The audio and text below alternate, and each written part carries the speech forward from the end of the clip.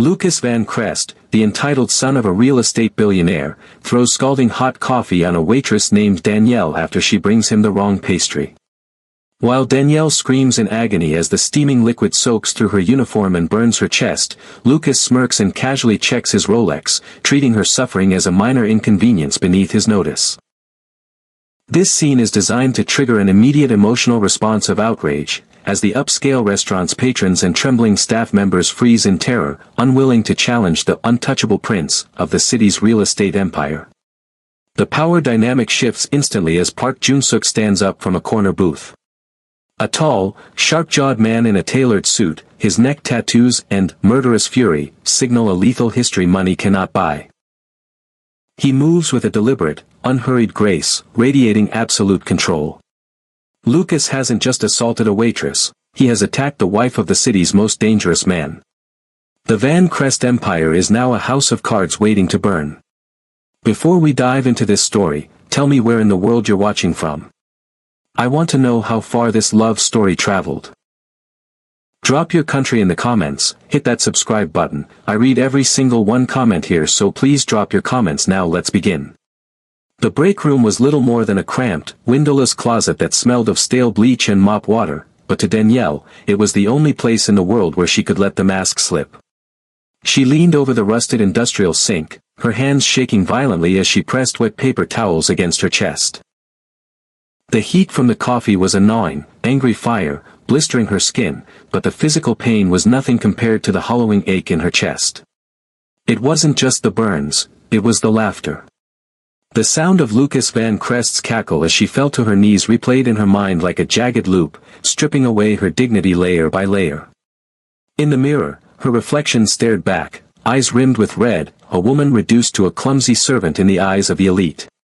They didn't know.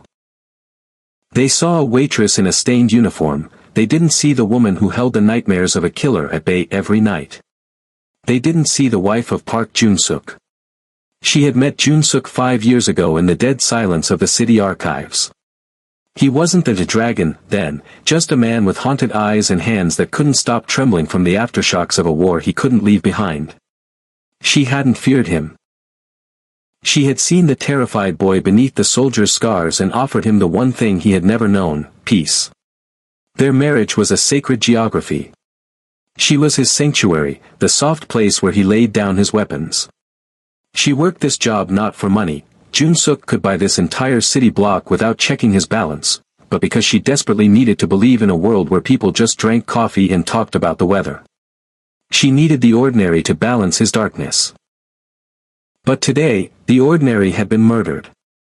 Outside, in the main terminal, the air had turned brittle, suffocating under the weight of a predator's gaze. Park Jun-suk sat in the corner booth, his body carved from stone. He did not rush to the break room. He did not scream. He sat in a silence so profound it felt louder than the cafe's earlier bustle. At his feet, Phantom, the massive black Jindo, sat rigid, its amber eyes fixed on Lucas with a terrifying, unblinking focus that mirrored its master's soul. Jun-suk was not thinking of revenge. Revenge was a petty emotion for children. He was thinking of the balance. It was the only religion he had left. The world was cruel and chaotic, a place where monsters like Lucas feasted on the gentle. The balance dictated that for every ounce of pain inflicted on the innocent, an equal weight of ruin must be visited upon the aggressor. Lucas hadn't just spilled coffee. He had reached into Jun-suk's sanctuary and set it on fire. He had hurt the only person who made Jun-suk feel human. He watched Lucas showing the video to his friends, preening like a peacock, completely unaware that he was already dead. His heart just hadn't stopped beating yet. Jun-suk touched the wedding band on his finger, grounding himself. If he acted now, he would kill the boy with his bare hands, right here in the light. But that was too quick. That was mercy. And Lucas Van Crest deserved no mercy. The break room door opened. Danielle stepped out. She had buttoned her uniform to the chin to hide the red, blistering skin. Her eyes found Jun-suk's across the room, and in that exchange, a tragic, silent conversation passed between them. Her gaze was pleading. "Not here, not now, don't let the monster out." She was protecting the bystanders from him, she was protecting him from himself. Jun-suk exhaled, a slow, controlled breath that shuddered through his chest. He respected her wish. He stood up, his movements smooth and lethal. He placed a stack of cash on the table, enough to cover everyone's bill, a silent apology for the war he was about to start. He signaled to Phantom. As they walked toward the exit, they passed within inches of Lucas. The billionaire's son didn't even look up. He didn't feel the chill that swept through the room, the sudden shadow that fell over his future. He didn't know that the balance had shifted, and the dragon was coming to collect. The sirens cut through the mid-morning hum of the financial district, their wail bouncing off the glass towers like a desperate plea. To Danielle, shivering in the break room with a towel pressed to her blistering chest, the sound was a lifeline. It was the sound of order arriving to correct chaos. She believed in the system because she had to. She was a woman who followed rules, who paid taxes, who believed that if you worked hard and kept your head down, the world would treat you fairly. She believed in the badge. It was the beautiful lie that kept society from devouring itself. But when the two officers strode into the cafe, the air didn't lighten, it thickened. They didn't rush to the back where the victim was huddled in pain. They walked straight to the center of the room where Lucas Van Crest was casually wiping a spot of water from his Italian silk sleeve, looking bored. "Mr. Van Crest?" the older officer asked. His tone wasn't authoritative, it was deferential. It was the voice a concierge uses when a guest complains about the thread count of the sheets. "We got a call about a disturbance." Finally, Lucas sighed, gesturing vaguely toward the breakroom door as if he were pointing out a spill that needed mopping. The waitress. She was clumsy. Spilled ice water all over a $3,000 shirt. When I tried to move away, the coffee slipped. Now she's making a scene. You know how these people get when they smell a settlement. Danielle stepped out of the breakroom then, clutching her uniform to hide the angry, weeping red skin of her chest. "He threw it," she whispered, her voice cracking. "He looked me in the eye and he threw it." The officer turned to her. His face, which had been open and attentive for Lucas, slammed shut like a prison door. He looked at her uniform, her tear-streaked face, and then back at Lucas, whose father's name was chiseled into the foundation of the library 3 blocks away. The calculation happened in a split second. It wasn't an investigation, it was risk management.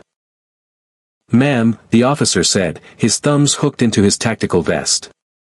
"It sounds like an unfortunate workplace accident. Mr. Van Crest says it was a reaction to being startled." "Startled?" Danielle's voice rose, trembling with a mixture of agony and disbelief. He laughed. "He filmed it. Ask them." She pointed to the other patrons, the wealthy suits who had witnessed the entire assault. The officer glanced around the room. The patrons suddenly found their salads fascinating. Eyes dropped. Phones were pocketed. No one spoke. In this city, truth was a commodity, and Lucas Van Crest held the monopoly. "It's a civil matter," the officer concluded, turning back to Lucas with a nod that bordered on an apology for the inconvenience. "If you want to file a report, ma'am, you can come down to the station. But I have to warn you, filing a false police report is a felony. And Mr. Van Crest could countersue for damages to his property." The silence that followed was louder than the sirens had been. It was the sound of the beautiful lie shattering. Danielle looked at the officers, sworn to protect and serve, and realized they were not there to protect her. They were the private security for the aristocracy, paid for by her taxes. Lucas smirked, a small, tight expression of victory that said, "I told you so." He knew the script by heart. From across the street, seated in the back of a black sedan with tinted windows, Park Jun-suk watched the officers tip their caps to the man who had burned his wife. He didn't blink.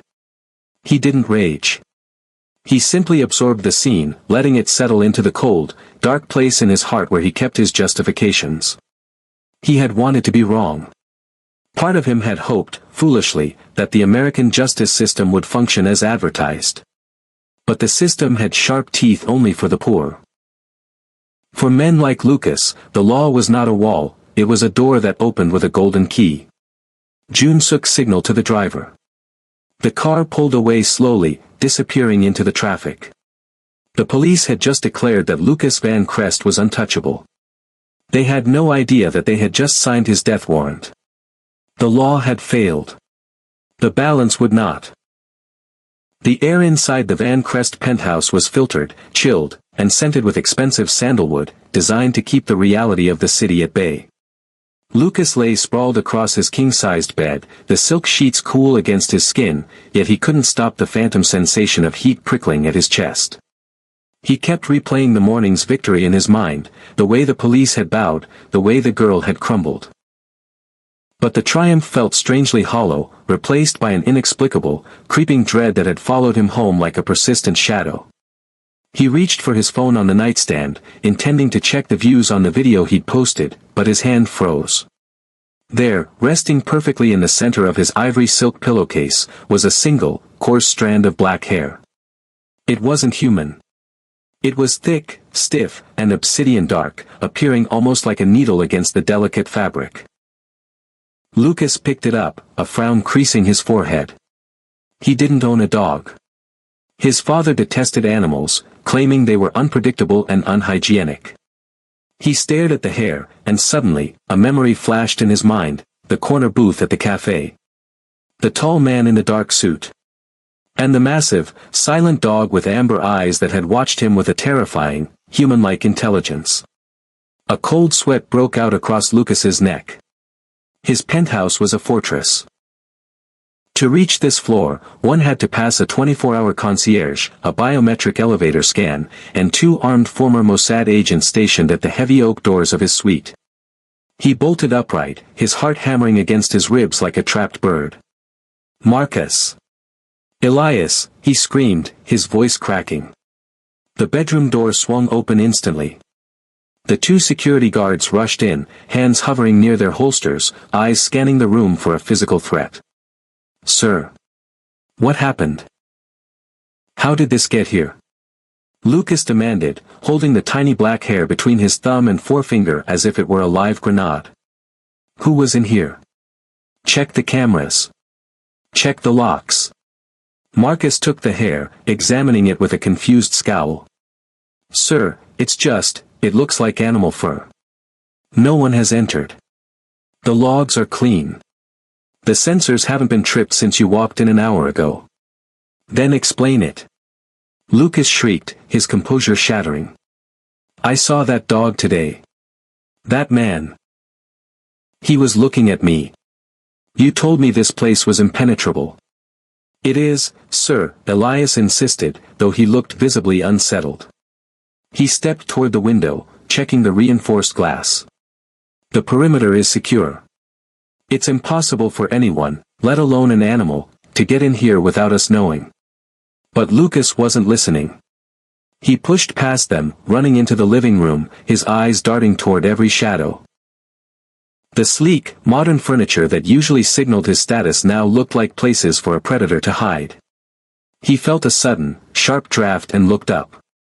The terrace door was shut and locked, but sitting on the glass coffee table was his favorite gold watch, which he had left in the bathroom. Next to it sat a small, ceramic cup filled with cold, black coffee. He hadn't poured it. The realization hit him with the force of a physical blow. His security detail was useless. The walls of his father's empire, the millions of dollars spent on technology and muscle, had been bypassed as if they didn't exist. He wasn't being hunted, he was being toyed with. The balance Jun-suk spoke of wasn't a court case or a fine, it was the total eradication of Lucas's safety. Lucas sank onto the sofa, his breath coming in shallow, ragged gasps. He looked at the 2 armed men standing in his living room and realized with a sickening jolt of instant regret that they were just statues. They couldn't protect him from a ghost. Out there, in the sprawling darkness of the city, the dragon had decided that Lucas Van Crest was no longer untouchable.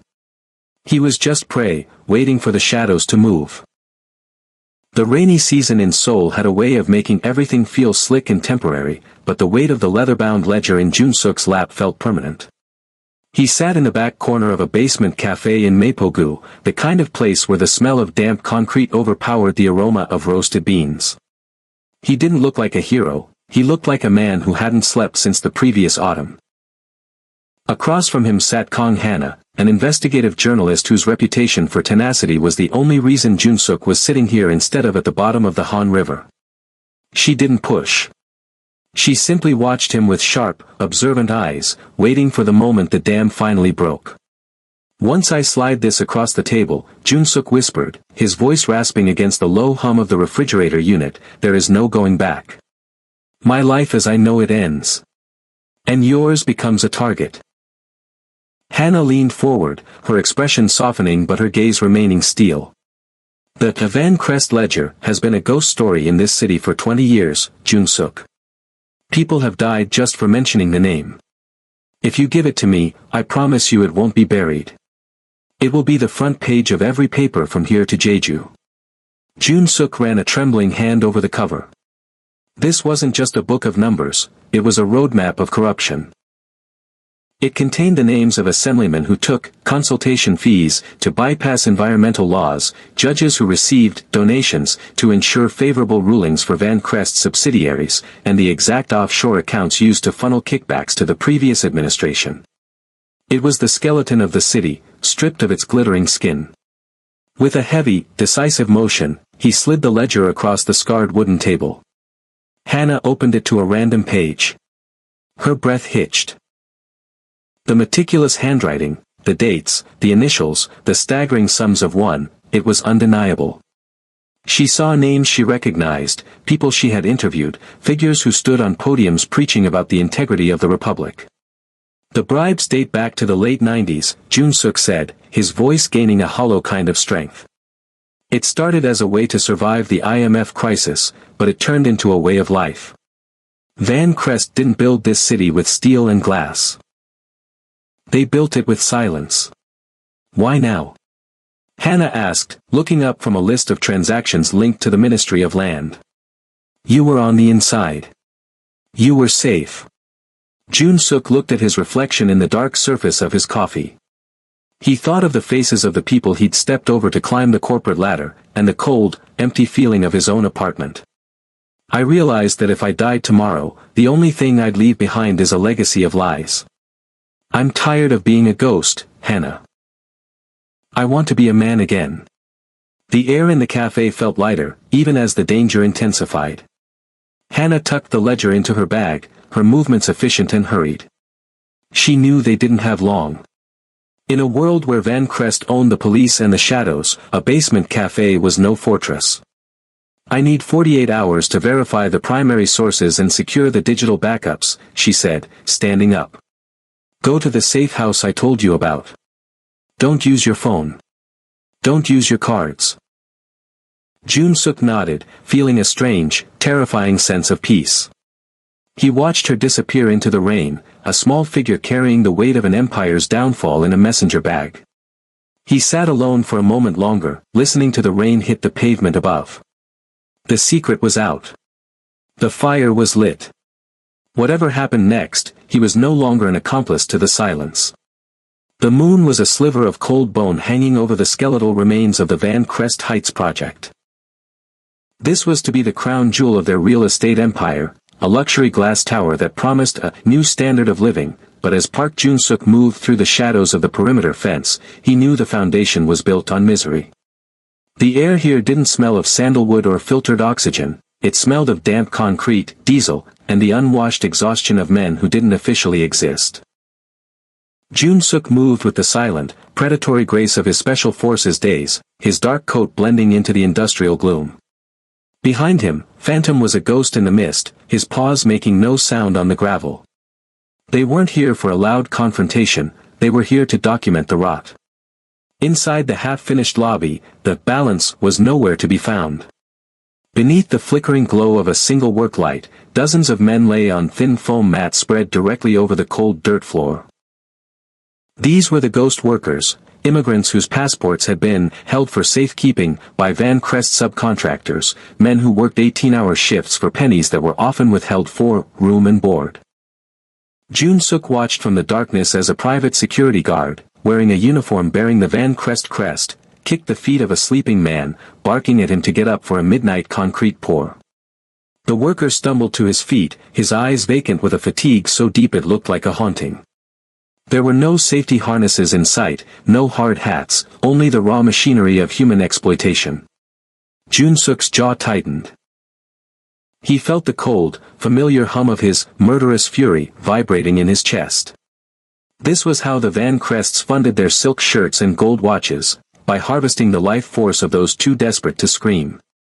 He pulled out a small, high-definition camera, the lens capturing the cramped sleeping quarters, the padlocked exits, and the ledger sitting on a foreman's desk that listed incentives paid to building inspectors to look the other way. Suddenly, Phantom Low growled, a sound felt more than heard. A second guard rounded the corner, his flashlight beam cutting through the dust. "Who's there?" the guard shouted, his hand going to the baton at his hip. Jun-suk didn't flee. He stepped into the light. The guard froze, the beam of his light hitting the sharp jawline and the dark, terrifying ink on Jun-suk's neck. In that moment, the guard didn't see a trespasser, he saw a reaper.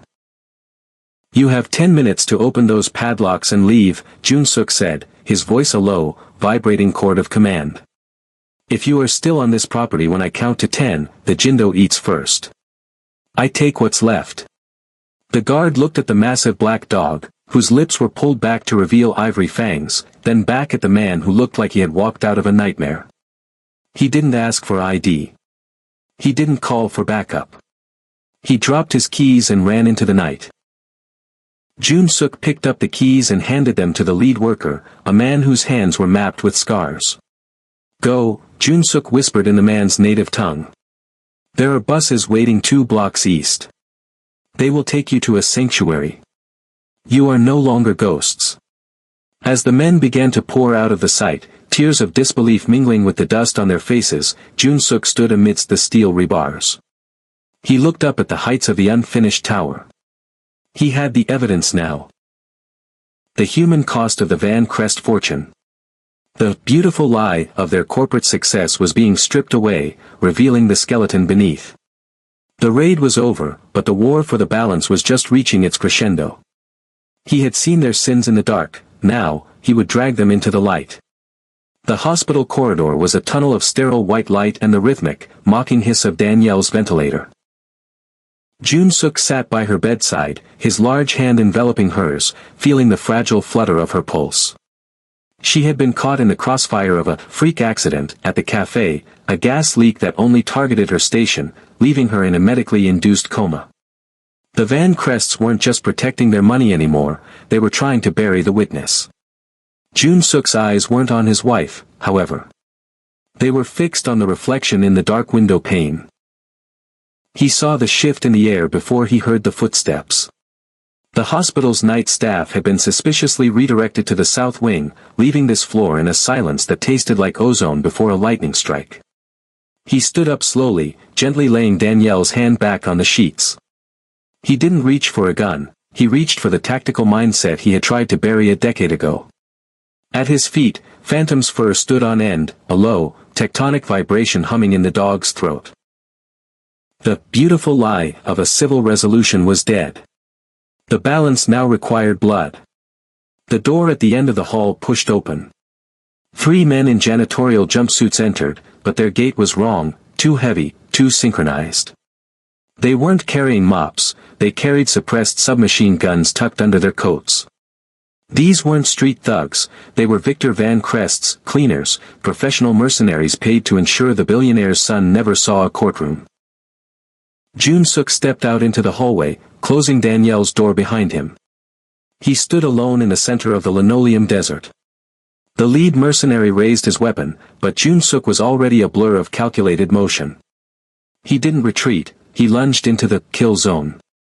His special forces training took over, a lethal sequence of muscle memory where thought was replaced by reflex. He caught the first man's wrist, the bone snapping with a sound like a dry branch, and used the man's own body as a shield as the other 2 opened fire. The muffled thwip-thwip of the suppressors was punctuated by the wet thud of lead hitting Kevlar and flesh. Jun-suk spun, sweeping the second man's legs and driving a palm strike into his chin that sent him into a dreamless sleep before he hit the floor. The third mercenary scrambled to reload, his eyes wide with the realization that he wasn't fighting a civilian. He was fighting a ghost from a war he had only heard stories about. Phantom bypassed the struggle, a black streak of fur and fangs that pinned the final man against the vending machines, his jaws snapping inches from the man's throat. The hallway fell silent again, save for the heavy, rhythmic breathing of the predator. Jun-suk walked over to the lead mercenary, who was clutching his shattered arm. Jun-suk didn't look angry, he looked exhausted, the murderous fury replaced by a terrifying, cold clarity. He reached into the man's pocket and pulled out an encrypted burner phone. "Tell Victor," Jun-suk whispered, leaning down so close the man could smell the hospital coffee on his breath. "Tell him he sent professional killers to a hospital. He has broken the last rule of the shadows." He stood up, looking at the door to Danielle's room. The Van Crests thought they could escalate their way to safety.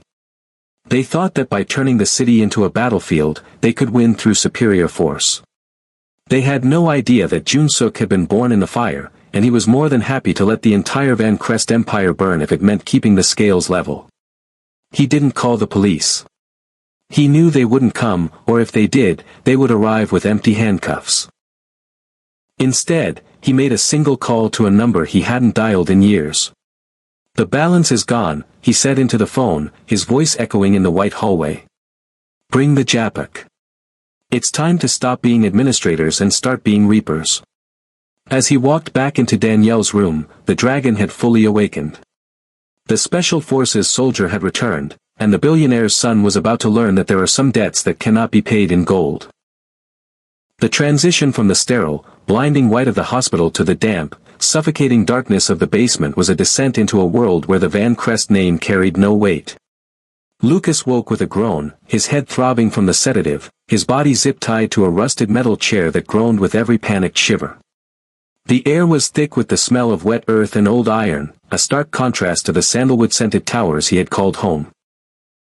In the center of the room, illuminated by a single, harsh bulb swinging from a frayed wire, stood a low wooden table.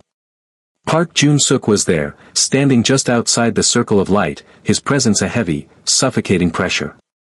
Phantom sat beside him, the dog's amber eyes reflecting the bare bulb like two burning coals. The silence was absolute, broken only by the rhythmic drip of a leaking pipe somewhere in the shadows, a countdown Lucas couldn't stop. Jun-suk stepped into the light, his dark suit immaculate despite the war he had been waging. He didn't look like a monster, he looked like a judge. Without a word, he placed 3 items on the table, lining them up with a terrifying, surgical precision. First was a stack of papers, a full confession detailing the illegal land seizures, the bribed inspectors, and the human rights abuses at the construction site. It was a roadmap to the total destruction of the Van Crest dynasty. Next to it, he placed a simple, plastic ballpoint pen. Finally, with a slow, deliberate motion, he set down a ceramic mug. It was filled to the brim with black coffee, stone cold and oily under the flickering light. "The balance is currently broken, Lucas," Jun-suk said, his voice a low, melodic vibration that seemed to vibrate in Lucas's very bones.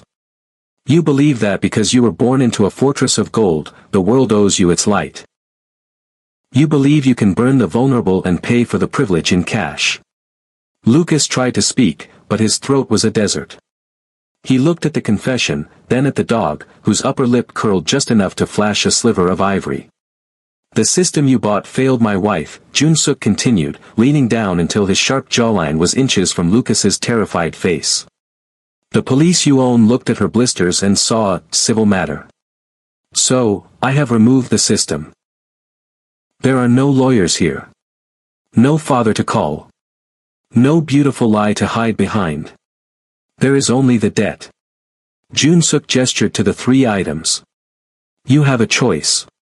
You can sign that confession. You will spend the next 20 years in a concrete cell, watching your father's empire be dismantled and redistributed to the men you treated like ghosts. You will lose the name, the money, and the silk."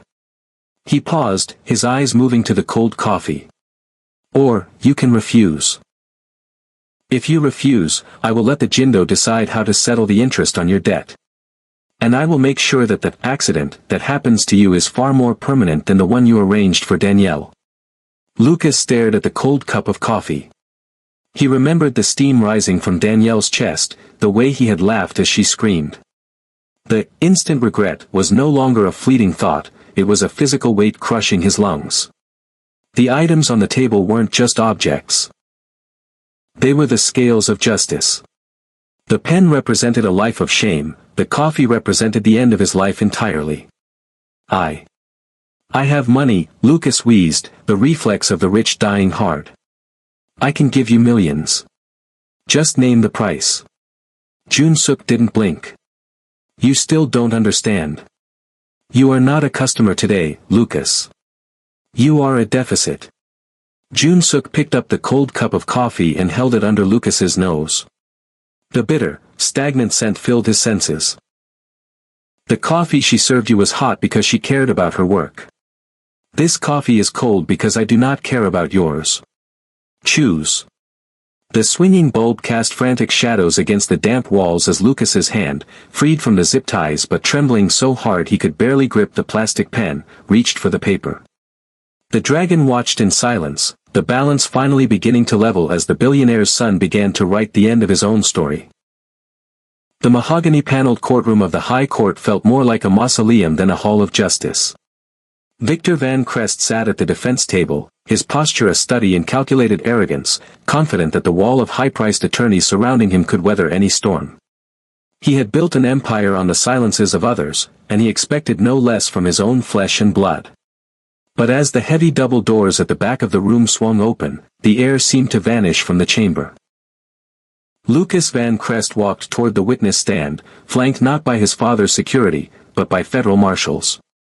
He looked hollowed out, a ghost of the man who had laughed in a coffee shop only weeks ago. His designer suit hung loosely on a frame thinned by terror, and his eyes darted habitually toward the back of the gallery. There, seated in the shadows of the final row, was Park Jun-suk. The Jindo, phantom, sat invisible at his feet, but Lucas could feel the weight of the man's gaze. The cold reminder of the basement, the cold coffee, and the debt that was finally being called. The prosecutor stepped forward, her voice a sharp contrast to the suffocating silence. Mr. Van Crest, you have been granted immunity in exchange for your full and honest testimony regarding the operations of Van Crest International. Do you swear to tell the truth? Lucas looked at his father. Victor's eyes were narrow, a silent command to remain loyal, to protect the dynasty. For a second, the old hierarchy flickered in the room. But then, Lucas caught the glint of the platinum wedding band on Jun-suk's finger as the man slowly adjusted his tie. The message was clear, the Japik were watching. The legal system was the theater, but the balance was the reality. I do, Lucas whispered. Then, the dam broke. On national television, with cameras beaming the betrayal to every screen in the city, the beautiful lie of the Van Crest family was dismantled piece by piece. Lucas spoke of the ghost labor camps, the systematic bribery of city officials, and the night his father had ordered a professional hit on a waitress just to protect the stock price. He described the offshore accounts where the blood money was laundered and the specific ledgers hidden in a safe house vault that Jun-suk's men had already raided. Victor Van Crest's face transitioned from smug confidence to a mask of purpling rage. You coward! He roared, lunging toward the stand before his own lawyers tackled him back into his seat. The judge's gavel slammed like a gunshot, but the damage was irreversible. The empire wasn't just falling, it was being vaporized. As the testimony continued, news alerts began to chime on phones throughout the gallery. Stocks in Van Crest International were plummeting, losing half their value in a matter of minutes. Trading was frozen, but the panic was already a wildfire. The untouchable dynasty had become a toxic waste site. In the back row, Jun-suk stood up quietly. He didn't wait for the cross-examination or the inevitable handcuffs that would soon find Victor's wrists. He didn't need to see the verdict, he had already written it. He had taken the billionaire's son, the pride of the bloodline, and turned him into the weapon that would decapitate the family's legacy. As he walked out of the courthouse, the sun hit the tattoos on his neck, the dark ink a testament to a world that didn't care about tax brackets. He checked his phone. A message from the hospital, "She's awake." The scales had finally settled. The Van Crest empire was a smoking ruin, and the man who had built it was being dragged away in the very chains he had forged for others. Justice had been served in the light of the court, but the balance had been restored in the shadows. Park Jun-suk whistled for his dog, and the two disappeared into the crowd, just two more ghosts in a city that would never know how close it had come to burning. Would you like me to write the final epilogue where Danielle and Jun-suk reunite and the final fate of Lucas is revealed? The bell above the door of the Gilded Bean chimed with a light, melodic ring that no longer carried the weight of anxiety. The cafe had changed. The cold, corporate marble had been replaced by warm oak and local art, and the air smelled of genuine community and high-grade roast. On the wall near the entrance, a brass plaque noted that the establishment was now a worker-owned cooperative. There was no Gilded anymore, just the Bean, a place where the people who did the work actually owned the walls. Danielle moved through the space with a grace that was no longer a mask for survival. The scars on her chest had faded to silver lines, and while she still felt the phantom heat on rainy days, she stood tall as the general manager. She wasn't just a waitress anymore, she was the heart of the operation, ensuring that every employee was treated with the dignity she had once been denied. She laughed as she handed a latte to a regular, her eyes bright and clear, that beautiful lie, replaced by a beautiful reality she had built with her own hands. In the shadows of the back corner booth, the same booth where the world had once fractured, Park Jun-suk sat in silence. He remained an enigma to the morning rush, a tall, impeccably dressed man who never seemed to age, his sharp jawline and neck tattoos marking him as someone from a different world. Beside him, Phantom, the massive Jindo, lay like a guardian gargoyle, his amber eyes tracking every movement in the room with a peaceful but unwavering vigilance. Jun-suk's life had settled into a quiet, rhythmic watch. The Van Crest name was now a footnote in legal textbooks, a cautionary tale of how quickly an empire could dissolve when the foundation was built on cruelty. Victor Van Crest was serving a life sentence in a federal facility where his money couldn't buy him a window, and Lucas had vanished into a witness protection program, living a life of absolute, terrified anonymity, a fitting end for a man who once craved the spotlight. The balance was stable. The Japik still operated in the city's veins, but under Jun-suk's leadership, they had become the invisible architects of a fairer ecosystem. They were the friction that slowed down the predatory and the grease that helped the honest move forward. Danielle finished her shift and walked toward the corner. She didn't need to say anything, she simply slid into the booth beside him, resting her head on his shoulder. Jun-suk reached out, his hand. The same hand that had dismantled a dynasty, gently covering hers.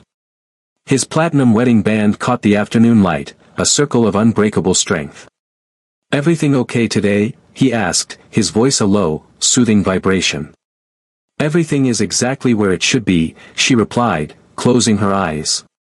Outside, the city hurried past, oblivious to the man in the corner who had rewritten its rules. Jun-suk looked out the window, his gaze scanning the street for any shadow that looked out of place. He knew that the world would always try to tip the scales, that greed and cruelty were weeds that never stopped growing. But as long as he breathed, as long as the dragon watched from the corner booth, the balance would hold. He was the shadow that protected the light, and for the first time in his life, the war was over. Danielle found her peace, and Jun-suk found his purpose. True power isn't in a bank account, it's in who stands beside you when the world burns. Tap that subscribe button if you're riding with the Japik, and let me know, what would you have done in that basement?